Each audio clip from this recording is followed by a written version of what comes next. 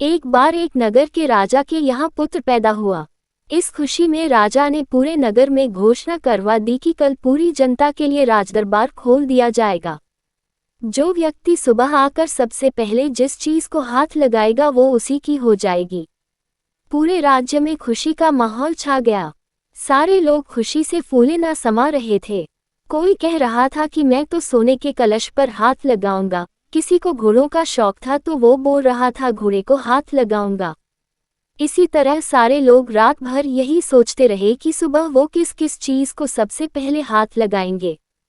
सुबह जैसे ही दरबार खुला सारे लोगों का राजा ने राज दरबार में स्वागत किया। जैसे ही सबको अंदर आने का आमंत्रण दिया सभी लोग राजमहल में रखी कीमती चीजों पर झपट पड़े। सबके मन में डर था कि कोई दूसरा पहले आके उनकी पसंदीदा चीजों को हाथ ना लगा दे।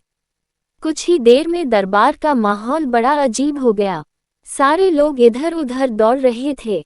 राजा अपने सिंहासन पर बैठा ये सब देख रहा था और राजा को बड़ा ही आनंद आ रहा था। अचानक एक छोटा सा बच्चा भीड़ से निकल कर आया और राजा की ओर आने लगा।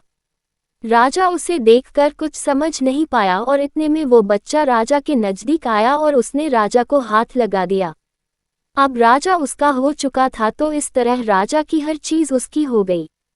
दोस्तों, इसी तरह जैसे राजा ने जनता को मौका दिया वैसे ही हमारा ईश्वर हमें रोजाना मौका देता है कुछ पाने का। लेकिन हम नादान हैं और ईश्वर की बनाई हुई चीजों को पाने में अपनी पूरी शक्ति लगा देते हैं। किसी को गाड़ी चाहिए तो किसी को बंगला, किसी को पैसा तो किसी को शान शौकत। रोज भगवान से प्रार्थना में भी भगवान की ही चीजें मांगते हैं।